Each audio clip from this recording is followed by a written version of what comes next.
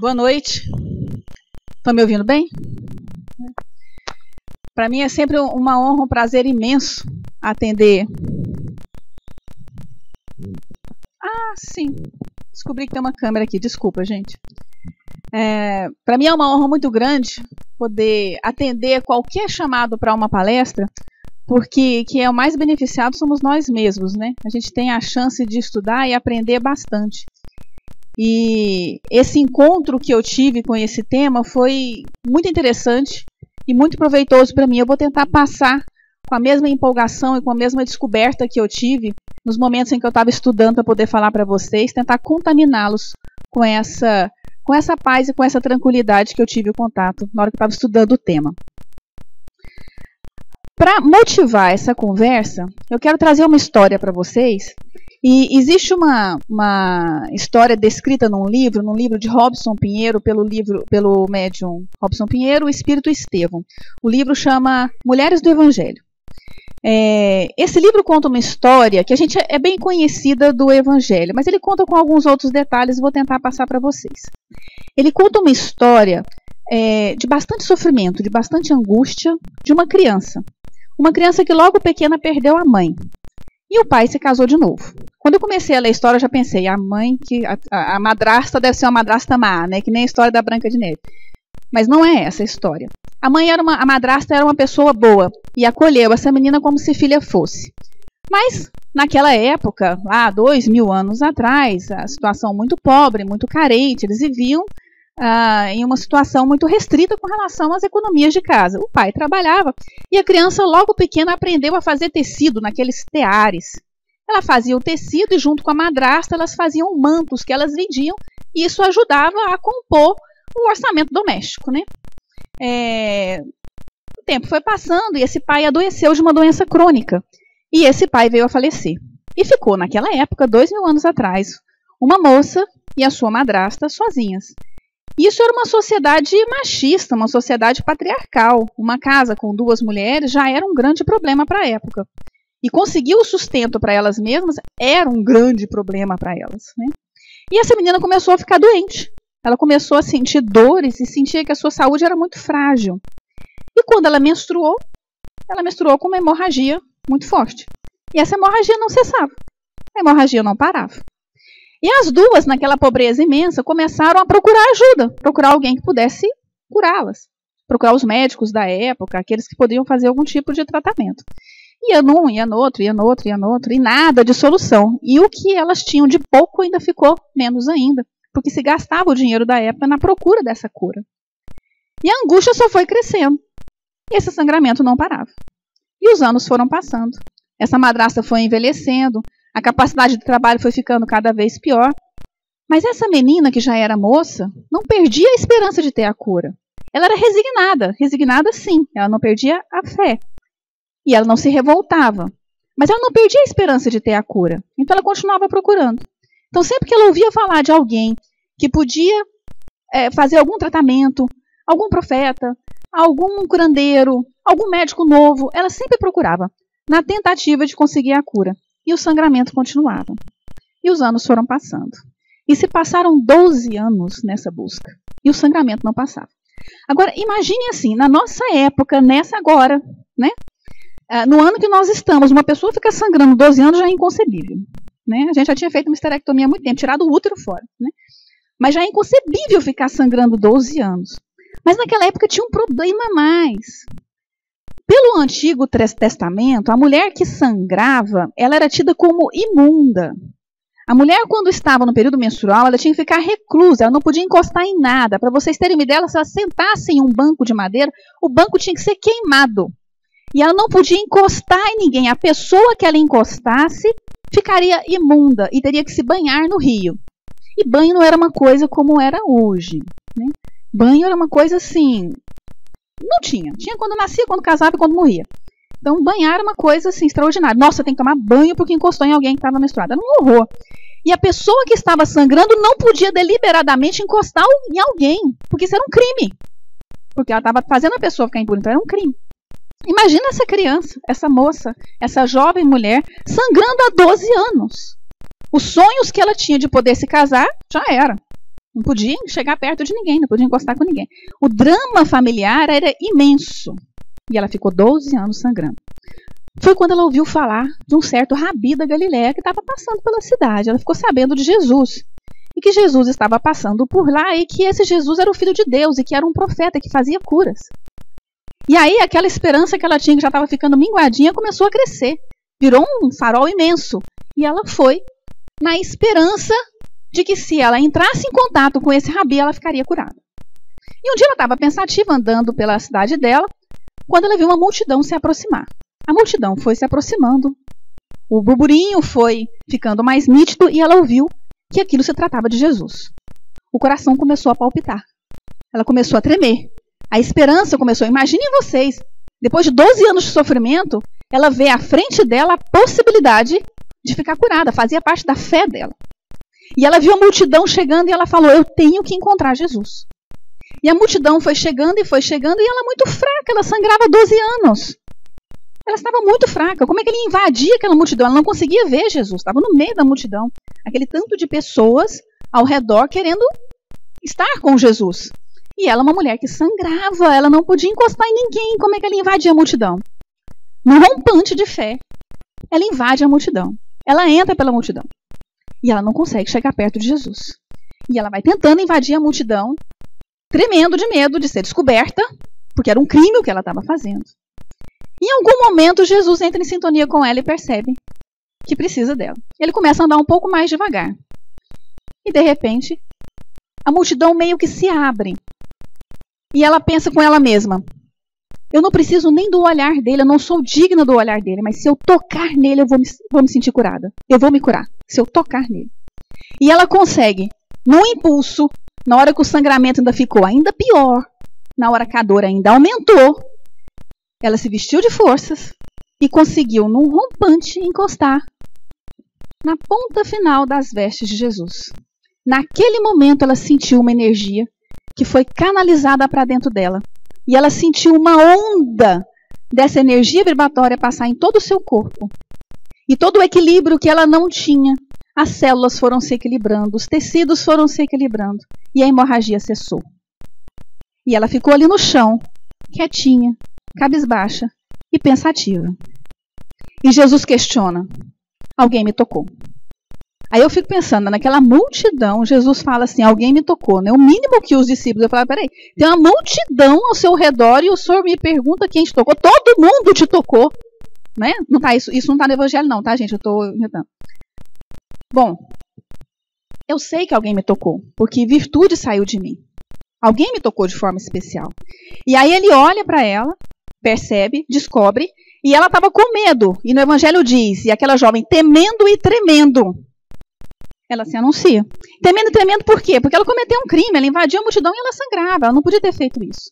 E ele olha para ela, devassa-lhe a alma, encontra o seu coração, vê o seu sofrimento e diz, filha, a tua fé te salvou. A tua fé te curou. Vá e ser curado do seu mal. Gente, que encontro é esse? Que encontro maravilhoso! O Livro dos Espíritos diz pra gente, né, quem é o nosso modelo a ser seguido, né, o modelo mais perfeito que Deus já nos enviou. E os Espíritos respondem, é Jesus. Jesus é nosso modelo, inclusive de médico. Né? Esse encontro é um encontro perfeito do médico com o seu paciente. Esse médico, ele conhece tudo da Terra. Segundo o livro A Caminho da Luz, Jesus foi o governador da Terra. Ele estava junto com a sua equipe de espíritos trabalhadores. Ele acompanhou a formação da Terra desde que a Terra se desprendeu do Sol. Ele conhece todas as leis físicas, químicas, matemáticas, quânticas, todas as leis da Terra. Então ele tem todo o conhecimento técnico para curar quem ele bem entender. Ele sabe manipular todos os fluidos e todas as energias e todas as leis da nossa Terra. Mas ele também sabe conhecer a nossa alma. Ele escuta a nossa alma, ele nos compreende. Então ele é o nosso médico perfeito. E ela é a paciente perfeita, que apesar da dor e do sofrimento, com resignação, ela busca com autonomia a sua própria cura. E ela tem fé nisso. E ela busca essa cura com uma energia tão grande que ela se tornou merecedora da sua própria cura. E hoje? Como é que são os nossos milhares de encontros entre profissionais de saúde e pacientes que estão acontecendo neste momento? Não é bem bonitinho assim não, né? Mas a gente não vai considerar toda a crise da saúde pública, todas as questões mercadológicas, nada disso. Vamos fazer algumas reflexões sobre esse encontro do profissional de saúde e do paciente que acontece hoje em dia. O que o paciente espera desse profissional de saúde hoje? O profissional de saúde continua com os desejos que esse profissional seja detentor de todo o conhecimento técnico capaz de fazer o seu diagnóstico e o seu tratamento. Mas ele também quer que esse profissional de saúde não seja só aquele cara que ausculte o seu coração com esse aparelho que se chama estetoscópio. Ele quer que esse profissional de saúde o escute, que escute o seu sofrimento, que acolha a sua dor, que receba esse sofrimento que ele traz com ele e consiga aliviar, consiga consolá-lo. Não apenas o conhecimento técnico no que se diz respeito a métodos de diagnóstico e também de medicamentos, mas também essa arte humana de se relacionar. E o que o profissional de saúde espera do paciente? A gente espera que o paciente seja uma pessoa capaz de buscar a sua própria cura, com autonomia, mas também com lucidez. Que ele consiga fazer essa busca, que ele consiga identificar aquilo que é o importante para a sua saúde e que ele acredite no profissional de saúde. A gente espera que o paciente creia no profissional de saúde e que tome as condutas e que mude os seus hábitos e os seus comportamentos para práticas de saúde mais saudáveis. Não é bem isso que acontece, né? Esse modelo perfeito de relacionamento médico-paciente está muito longe do que a gente tem hoje. Mas a gente também está muito longe da nossa origem. A gente está no caminho da luz. A gente pode estar longe, mas percebam que a gente já caminhou um bocado. Vamos fazer alguma reflexão nesse sentido. O Espiritismo tem muito a contribuir para esse relacionamento entre o profissional de saúde e o paciente. O Espiritismo traz para a gente conhecimentos que são vitais, não só para a prevenção de doenças, mas para a recuperação da doença. E um movimento que aconteceu e que acontece, especialmente no Brasil, o movimento médico espírita, que começou lá no século XIX com Bezerra de Menezes, ele vem se fortalecendo e se cada vez mais tentando se colocar dentro da formação dos novos profissionais de saúde, através do que tem se chamado de paradigma médico espírita. Esse paradigma médico espírita está se contrapondo ao que é ensinado, a forma como é ensinado, a filosofia de ensino daquilo que a gente aprende nas faculdades na área de saúde. Vamos falar das escolas médicas. A escola médica durante séculos, desde o começo do século XIX, no movimento que teve nos Estados Unidos, eles separaram a religião da ciência. Esse foi um fenômeno importante na época. E foi importante tanto do ponto de vista negativo quanto do ponto de vista positivo também. Mas eles fizeram uma coisa que chama mecanicismo, entendendo a doença como uma alteração mecânica do corpo, materialista, separando a espiritualidade e também fazendo o corpo da gente ser compartimentos, especializando a medicina. Então eu vou ver o coração, eu vou ver o rim, eu vou ver o pulmão. Ou você viu aquele coração do leito 104? Não, eu estou ocupado com o rim do leito 102. Né? Então, isso faz parte da formação. Não é muito culpa dos profissionais de saúde, não. Faz parte da filosofia de ensino. Se a gente muda essa filosofia de ensino, que já existe um movimento oficial do Ministério da Saúde desde 2001 no Brasil para mudar as escolas médicas, se a gente faz um movimento contrapondo na filosofia, a gente pode mudar muita coisa. E o paradigma médico espírita consegue fazer muita coisa interessante com aquilo que são os seus pilares. Vou chamar a atenção para um conceito que sempre quando o pessoal da Associação Médico Espírita começa a falar, sempre cita. O conceito de saúde da Organização Mundial de Saúde. Saúde é o estado de completo bem-estar físico, mental e social. Isso é importante. Isso mudou muita coisa, mas a maioria dos médicos formados hoje não teve conhecimento desse conceito de saúde na Organização Mundial de Saúde. Mas mesmo sendo considerado um avanço, para nós espíritas ele é incompleto. Porque ele deixa de considerar nesse conceito a base de tudo que é a alma, que é o espírito, a causa de tudo. Então, seria o completo bem-estar físico, mental, social e espiritual. Porque a alma é o constituinte fundamental do ser humano. E esse é um dos pilares, a visão integral do ser humano. É importante que naquele relacionamento entre o profissional de saúde e o paciente, que nesse relacionamento esse paciente seja visto de uma forma integral. Não só os aspectos biológicos, mas aspectos psicológicos, culturais, sociais, espirituais, religiosos, todos os aspectos. Nós, como pacientes, temos que ser vistos de uma maneira integral. E eu quero pedir licença para a doutora Marlene Nobre. A doutora Marlene Nobre foi a fundadora da Associação Ética Espírita do Brasil. E eu peguei grande parte da minha palestra, é de uma palestra dela. Ela sempre digitava as palestras e está pública na internet, e eu acabei pegando, e muita coisa aqui é da fala dela. A literatura fora da literatura espírita tem questionado, tem provado a existência dos espíritos. Esse pesquisador, por exemplo, Pim Van Lommel, esteve aqui há 2 anos atrás, em Goiânia, trazendo estudos e publicou estudos. Ele era um cardiologista, trabalhava numa unidade de terapia intensiva e os pacientes morriam e eram ressuscitados. Né? E aí eles vinham contando as histórias das experiências de quase morte. E ele ficou entusiasmado com aquilo, estudou durante 20 anos e publicou um livro depois, mostrando consciência além da vida, provando a existência de algo além do corpo físico. Né? Algo que acontecia quando o corpo físico estava parado, coração parado. E aí a pessoa reanimava, naqueles minutos que estava parado, as pessoas contavam histórias que estavam no canto, que conseguia ver o que estava atrás do médico ou do enfermeiro que estava reanimando, coisas que não tinham como ele ver se ele não estivesse realmente atrás daquela pessoa. E outros relatos bastante interessantes.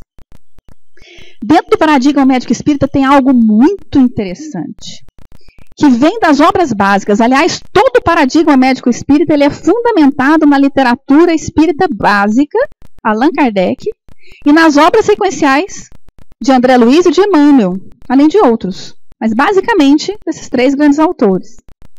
A matéria mental e a cocriação. Alguém aqui já deve ter lido o livro Violetas na Janela, de Patrícia. Já escutei um. Esse livro tem uma parte lindíssima em que a menina que morre subitamente de um aneurisma, ela chega numa casa e consegue ver numa casa preparada para ela violetas na janela. Nossa, mas que violetas tão lindas! E quem estava acompanhando diz, é sua mãe que está plasmando. Como assim? Minha mãe está encarnada na Terra. É sua mãe que está plasmando. Ela pensa em você e pensa nessas violetas. Ela está te dando essas violetas. Mas essas violetas existem, elas estão aqui palpáveis. Pois é isso mesmo. Se a gente olhar para o livro A Gênese de Allan Kardec, lá no capítulo 14, vocês vão encontrar algo que é espetacular e que a gente precisa aprender. A gente percebe que aqui na Terra, a gente mexe com as coisas com a mão. A gente manuseia uma massa e faz uma molde com a mão. No plano espiritual, a nossa mão é o pensamento. E a nossa massa é o fluido cósmico universal e outros fluidos. O que a gente pensa existe. E se a gente pensa com fé, existe mesmo. E vale para coisas boas quanto para coisas ruins. Então, quando a gente está com raiva de alguém, pensa mal de alguém, aquela imagem que a gente faz, ela existe mesmo. Você pode não ver, mas todos os seus companheiros espirituais estão vendo.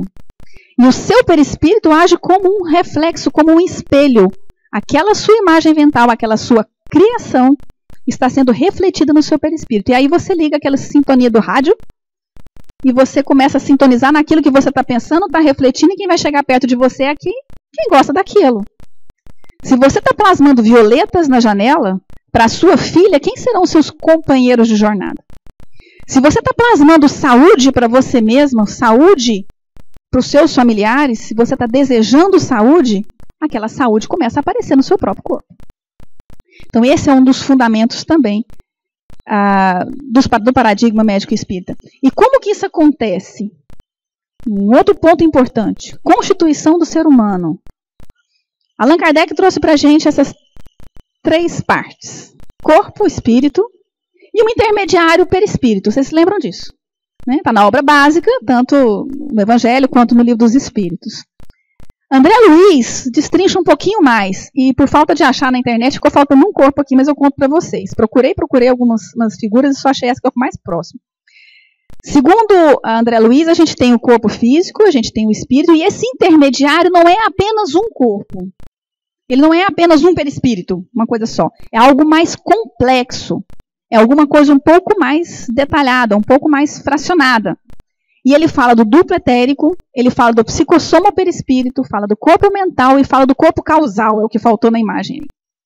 Esse corpo causal, para vocês terem uma ideia, ele reflete nele, é como se fosse tem isso no livro Nosso Lar, é como se fosse uma roupa suja que a gente carrega das nossas experiências anteriores. Então, o que eu vivi em outras encarnações fica marcado nesse corpo causal. E esse corpo causal, assim como todos os outros corpos sutis, eles vão imprimir impressões no meu corpo físico.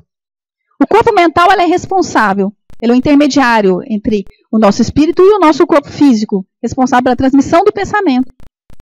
E o duplo etérico é aquilo bem próximo ao nosso corpo físico e responsável pelas manifestações de materializações que acontecem. O espírito se apodera desse duplo etérico do médium de efeito físico e se aparece nos fenômenos de materialização.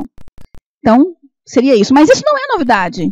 As teorias orientais trazem coisas mais complexas ainda, trazem 7 corpos.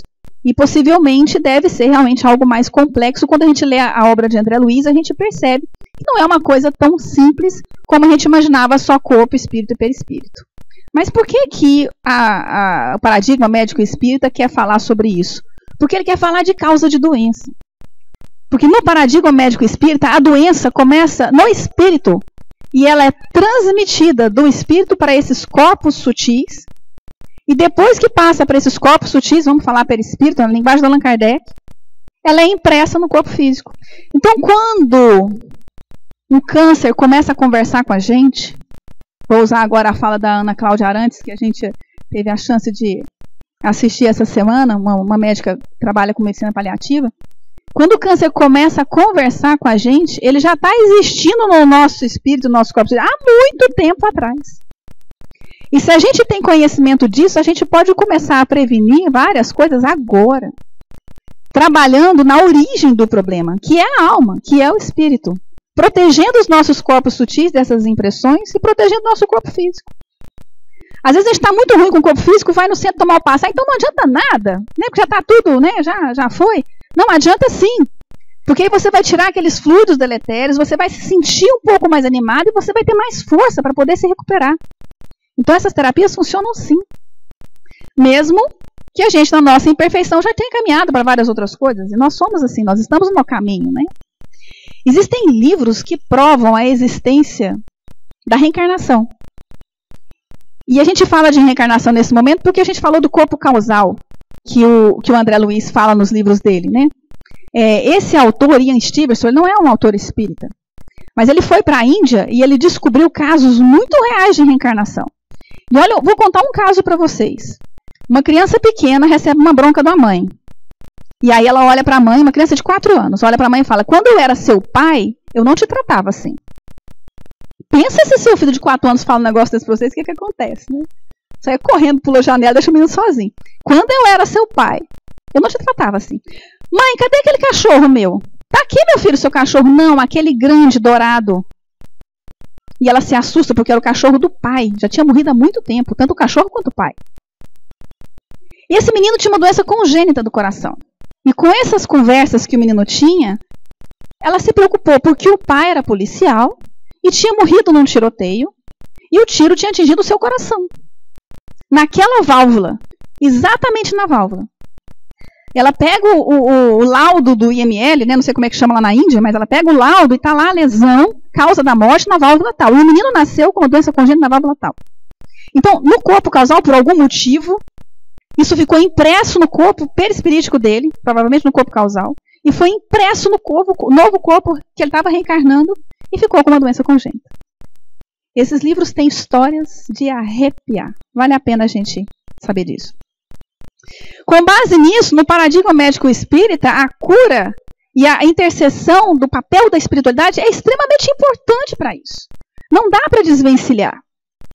A gente precisa entender que as nossas doenças, os nossos males, a nossa cura não está fora, está em nós. Nós precisamos buscar a cura em nós. E aí eu quis trazer alguma coisa sobre o poder do nosso pensamento. A questão 662 do Livro dos Espíritos diz: o pensamento e a vontade representam em nós um poder de ação que alcança muito além os limites da nossa esfera corporal. E aí André Luiz diz também que quando você, no seu pensamento, você emite pensamentos que são bons, equilibradores, ou que são pensamentos que deturpam ou que desequilibram, isso tudo interfere primeiro com você, mas depois com o ambiente ao seu redor. Você já teve aquela pessoa que fala bom dia para você, você pega na mão e pega a dor de cabeça dela, né? Já teve esses momentos em que você percebe essa interferência de uma pessoa interferindo com a outra. Na Gênesis, no capítulo 14, eu falei para vocês que esse capítulo é fantástico. Diz assim: os espíritos atuam sobre os fluidos espirituais. O pensamento e a vontade são o que é a mão para o homem. E aí tem o papel da vontade. A vontade é muito poderosa. A Gênesis, no capítulo 14, item 15. Criando imagens fluídicas, o pensamento se reflete no perispírito como no espelho. Tomar cuidado com o que a gente está refletindo no nosso espelho. Todo mundo no plano espiritual está vendo. No Livro dos Espíritos, questão 563. Os espíritos vivem pelo pensamento. Nós só somos espíritos encarnados. A gente continua vivendo pelo pensamento. E na questão 841, uma questão belíssima, adoro colocar ela em qualquer palestra. Quando a gente percebe isso, quando a gente quer ensinar alguém, não adianta muito a gente fazer com agressividade. Tem que fazer como fazia Jesus. Lá eles dizem, tem que ensinar exemplo de Jesus, com doçura e persuasão. A convicção não se impõe. Então, quando a gente está num relacionamento entre o profissional de saúde e o paciente, muitas vezes a gente tem que mostrar com ternura e com persuasão qual seria o caminho. Qual que é o papel dos genes? Essa eu não quis deixar de falar para vocês, porque uma das perguntas que poderia surgir é assim, mas peraí, eu nasci com gene de câncer. Eu tenho câncer de pulmão, meu tio tem câncer de pulmão, meu pai tem câncer de pulmão, câncer de mama, muito comum, genético, né?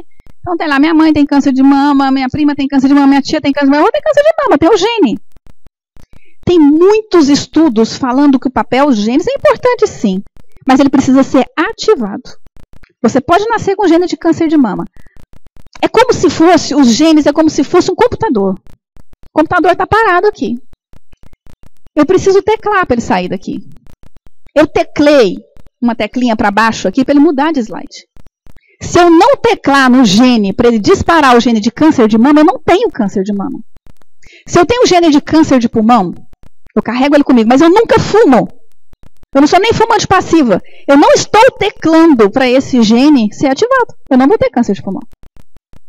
Esse é o papel hoje discutido da epigenética. E esse livro é fantástico, A Biologia da Crença. Ele fala de epigenética. Ele fala que os genes são importantes, mas tem algo que é mais importante que os genes. O paradigma médico espírita diria, é o espírito. Quem está teclando é o espírito. E a gente tecla em algum lugar nessa célulazinha que tem um contato lá com o gene. Mas não é o gene que manda em mim. O gene não manda em mim. E diante desses conhecimentos, é fantástico a gente imaginar que não há outro caminho para o profissional de saúde que é espírita, que não seja sempre estar de braço dado com a solidariedade. Sabendo de tudo que a gente sabe, se a gente não passar a fazer algo pelo outro, inclusive por nós mesmos, a gente não está fazendo o básico. Muito será cobrado a quem muito foi dado. Lembrando de Bezerra de Menezes, que foi o fundador desse caminho médico espírita, desde o século XIX, e hoje patrono da Associação Médico Espírita. Existe um termo para o profissional de saúde, que é bastante conhecido, que chama anamnese. A anamnese são aquelas perguntas que o profissional de saúde faz para descobrir o que o paciente tem. Chama anamnese. Trazer a memória. Para a gente... eu vim aqui no médico, eu estou com uma dor no abdômen. Como é que é essa dor? A gente começa a fazer as perguntas. O profissional de saúde aprende a fazer. Existe uma técnica para fazer essa anamnese. E eu achei interessante porque, no livro de André Luiz, ele conta como é que é a anamnese no plano espiritual. Eu fiquei fascinada. Eu fiz até essas bolinhas aí, só para a gente brincar com a história. Quem é profissional de saúde aqui vai entender o que eu estou falando. Na anamnese se faz a história atual. Beleza. Estou com uma dor, tá? Como é que é essa dor, quando é que ela começou, qual que é a característica dela, o que você faz que melhora, o que você faz que piora, tudo bem. Aí no plano espiritual eles pegam a ficha kármica. Aí eles também fazem a história da projeção individual das suas reminiscências. Eles também levantam todos os seus complexos de culpa, o tanto que a culpa é importante na gênese das doenças. A análise dos membros da família, quer saber de tudo, né? Vai fazer constelação familiar, saber de tudo. A anamnese psicológica detalhada faz uma análise mental. A gente não faz nem um 20avos disso daí, né? E a gente precisa seguir isso pensando com um pouco mais de cuidado. Hoje os profissionais de saúde precisam, especialmente os profissionais de saúde que são espíritas ou que são espiritualizados, ou que querem inserir espiritualidade na prática da sua profissão. Esse livro é fantástico, foi escrito por um médico americano católico, que é um dos principais profissionais que publicam na área de espiritualidade.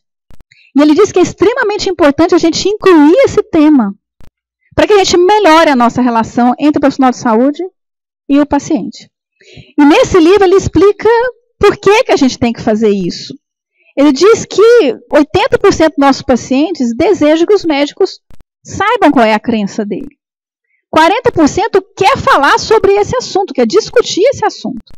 Quanto mais grave, mais idosos, maior a necessidade de se discutir espiritualidade, porque a finitude nos coloca em confronto com a morte, nos coloca em confronto com complexos e com situações que a gente quer discutir o que a gente pensa do futuro, do além da morte. E há uma forte ligação entre saúde e religião. Isso é histórico. O momento aqui agora é que nós estamos um pouco separados, mas nada que a gente, em um novo paradigma, a gente não consiga recuperar. No século XX, milhares de artigos científicos foram publicados mostrando uma relação importantíssima entre saúde e espiritualidade. Tipo assim, quem tem mais espiritualidade, quem é mais religioso ou quem tem mais espiritualidade. Não precisa ser aquela pessoa que é religiosa, não. Pode ser aquela pessoa que compreende que a gente está aqui por um motivo maior, que compreende as questões de significado mesmo da vida, de onde eu vim, para onde eu vou, essas questões maiores. Não precisa ser aquela pessoa que segue um ritual religioso dentro de um culto, tipo católico ou judeu ou alguma coisa assim. Mas também, ser praticante de uma religião ou de uma espiritualidade diminui depressão, está provado cientificamente pela ciência atual, pela ciência hegemônica que aceita como cientificamente correta hoje. Diminui o índice de suicídios, diminui o uso de drogas. Existe até um trabalho feito no Brasil, interessante, que ele compara, diminui o uso de drogas. Todo mundo que é mais religioso, mais espiritualizado, usa menos droga do que quem não tem nenhuma interface com religião e espiritualidade. Entre aqueles que são religiosos, tem um estudo mostrando católicos, espíritas e protestantes. Os protestantes usam menos drogas. E os espíritas usam mais, dentro desse contexto. E a gente imagina por quê, né? Porque a gente não chega para a pessoa e fala assim, você não vai usar droga. A gente até como pai e mãe faz, né? Mas não do ponto de vista religioso. Tipo assim, quem é evangélico, você não pode usar droga, você vai queimar no fundo do inferno. Você não vai usar droga. Você está usando droga, não vai para nós somos da igreja, não vem para a igreja. Aqui não. Aqui existe o livre-arbítrio, você ensina e você tenta fazer pela doçura e pela persuasão que a pessoa pare de usar. Então, tenta fazer uma consciência. Então, a gente imagina que seja por isso. Mas, independente disso, quem é mais religioso usa menos droga e usa menos álcool. Melhora a imunidade. É comprovado. Melhora a imunidade. Inclusive de pacientes que são soropositivos para HIV. Quem é soropositivo para HIV tem uma célulazinha que a gente conta que é justamente o que o HIV destrói. Quem é mais religioso, mais espiritualizado, essa célulazinha diminui menos do que aquele que não tem nenhum contato com a religiosidade. A progressão da doença existe, mas ela progride mais lentamente. E é provado, gente. Não é fosfórico. Diminui a incidência de acidente vascular encefálico e de infarto agudo do miocárdio. Quem é cardiologista e que está ligado à Associação Médica Espírita estuda muito isso. Tem vários tipos de trabalhos mostrando e provando isso. Esse livro é fantástico, Handbook of Religion and Health, também do Koenig, do mesmo autor. Ele prova para a gente, por artigos científicos, que a religiosidade e a espiritualidade, que nas religiões ocidentais identifica como fonte de religiosidade e espiritualidade a presença de Deus, que tem a ver com práticas, compromissos, experiências e estratégias de coping. Coping é enfrentamento das situações difíceis de vida. Essa religiosidade e espiritualidade, ela leva ao desenvolvimento de virtudes humanas, como honestidade, perdão, altruísmo, gratidão, paciência, confiança e outros. E esse tipo de desenvolvimento leva à saúde mental. Pode acontecer, sim, ele discute os artigos que mostram as situações que são negativas, como, por exemplo, quando a religião incute na pessoa sentimentos de culpa. E esses sentimentos de culpa podem levar à depressão e até ao suicídio. Então, ele mostra isso para a gente em trabalho científico. E ele mostra também que religiosidade e espiritualidade tem a ver com saúde física e conviver mais. Quem é mais religioso, mais espiritualizado, vive em média 15 anos a mais. Vamos ser mais religiosos, mais espiritualizados, né? 15 anos, gente, é muito tempo. Ele mostra que essa mesma fonte que é Deus, que leva às mesmas virtudes que a gente já colocou, pode levar à ativação de mediadores. Quais são os mediadores? Emoções positivas e negativas. Existe um trabalho lindo que fala sobre otimismo. Tem jeito de medir otimismo. Quem é mais otimista e menos otimista. E esse trabalho também foi em pacientes com AIDS. E mostrou que o otimismo modificava a evolução da AIDS nesses pacientes. Comportamento e estilo de vida. Óbvio. Se eu sou uma pessoa mais religiosa, mais espiritualizada, eu sei aqui por que eu aqui estou, para que eu vou deixar perder minha vida usando droga, usando álcool? E se eu não uso droga, eu não uso álcool, eu não vou morrer de overdose. Então, é lógico que comportamento e estilo de vida tem a ver. Se eu sou mais religioso, mais espiritualizado, e eu sei para que eu estou aqui, para onde eu vou, para que eu vou me perder numa sexualidade transviada? Eu vou ter o meu comportamento mais saudável e não vou ter DSTs. Então, isso faz com que o comportamento e estilo de vida, mediado aqui por essa questão da religiosidade e espiritualidade, nos leve a maior saúde física e longevidade. E conexões sociais. Quem é mais religioso, mais espiritualizado, tem mais conexões sociais. Olha aqui.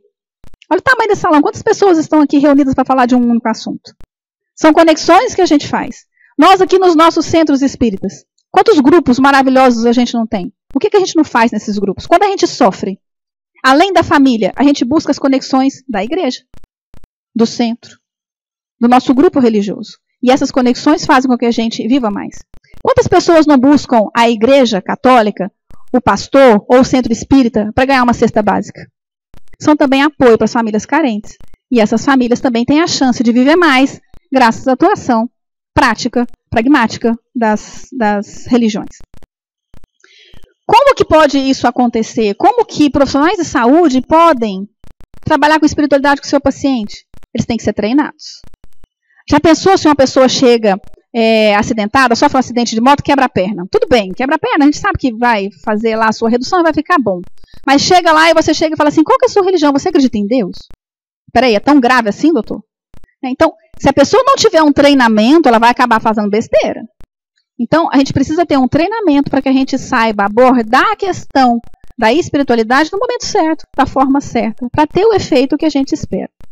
A gente precisa identificar quais são as necessidades espirituais desse nosso paciente, especialmente aqueles que têm uma doença grave, aquele que já entrou em contato com uma doença que é muito importante, como, por exemplo, um câncer, uma AIDS, uma doença degenerativa, uma doença neurológica, algo que vai comprometer muito a qualidade de vida. Essa pessoa precisa muito que a gente identifique as necessidades e atenda às necessidades espirituais dela.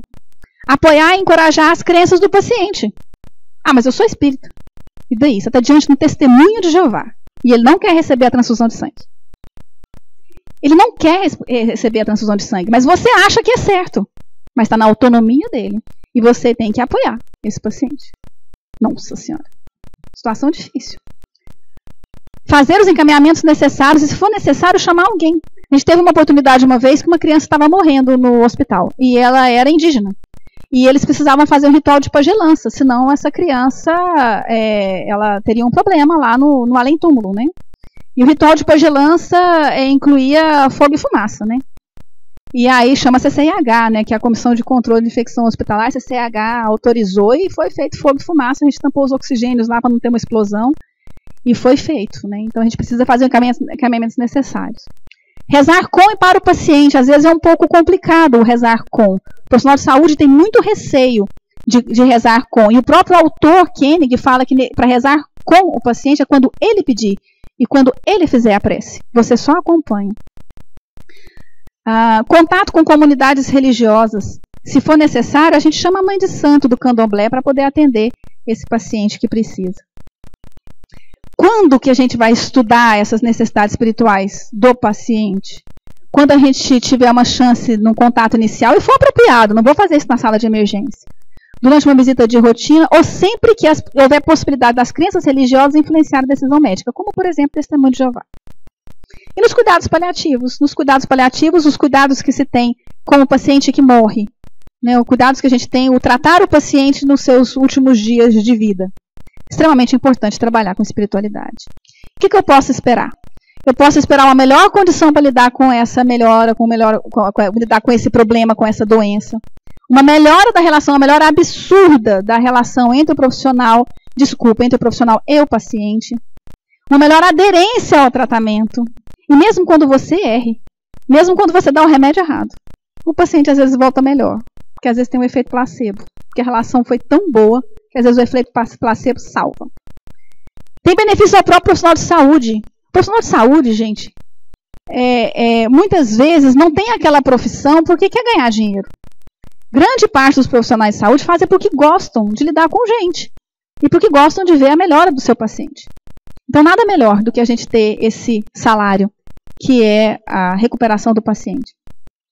E aspectos problemáticos ligados à religião, como, por exemplo, tem pessoas que, por religião, não fazem pré-natal, ou não aplicam vacinas, ou não tomam hemotransfusões. Isso tudo tem que ser discutido, tem que ser conversado, tem que ser respeitado, dentro dos limites legais de cada país. Os aspectos negativos, eu só falei de caso positivo, né? Eu vou falar só um slide de caso positivo para a gente ficar antenado. Pode ter situações onde a religião leva a uma alienação. E a gente precisa mostrar isso para o paciente. Mostrar que ele está interpretando aquela leitura de uma forma equivocada e que isso está sendo ruim para ele ou para a família. O sentimento de culpa é extremamente deletério. E aí, gente, nós temos uma literatura espírita maravilhosa, como Rossandro Klinger, como Alberto Almeida, que fala muito sobre o sentimento de culpa, para a gente poder se libertar dessa pedra que joga a gente no fundo do rio. Né? A gente precisa soltar dessa pedra para a gente poder resolver as consequências daquilo que a gente fez e que nos causou culpa e ir adiante. A doença e a falta de fé pode ser um problema, tipo assim, briguei com Deus.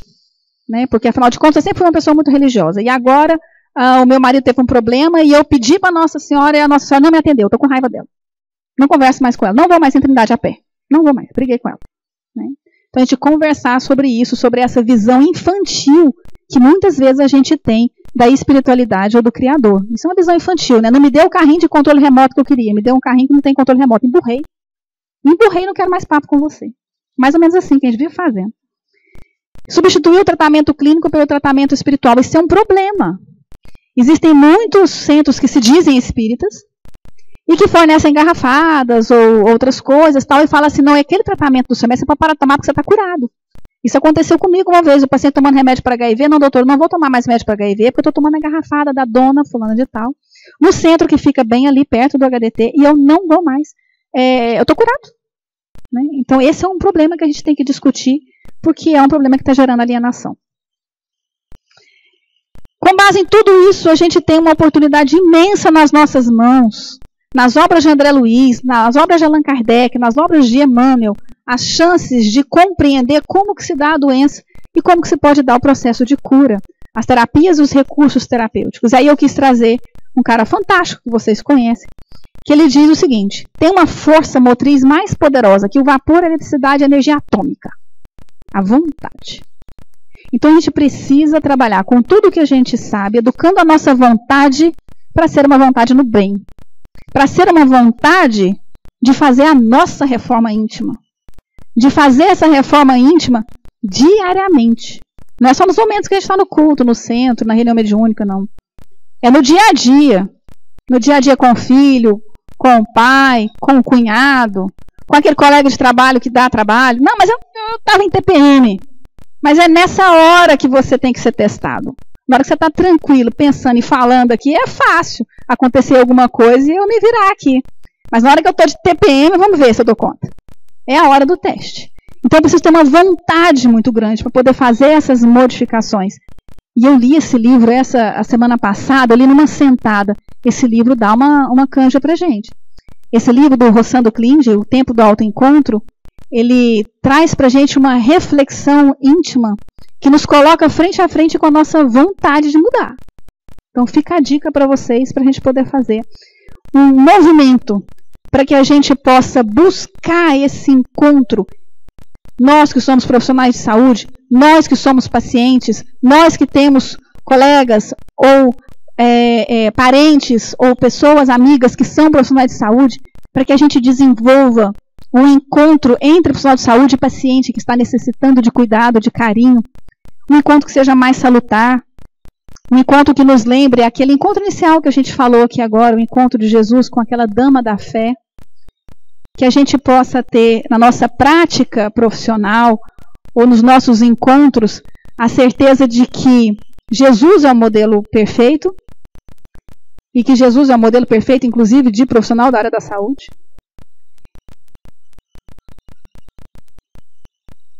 E que a gente tem que, a todo momento, lembrar que a gente tem que educar com ternura e persuasão.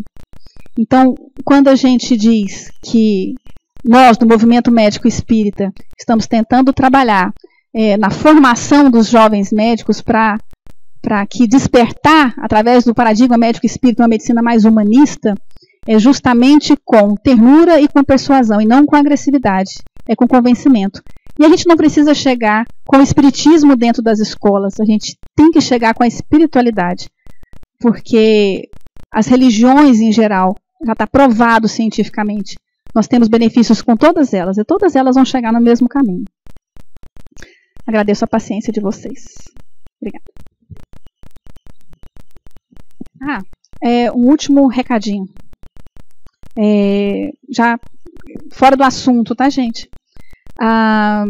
Eu faço parte de um grupo que há 10 anos tem feito um trabalho no Hospital de Doenças Tropicais, é o Natal de Famílias.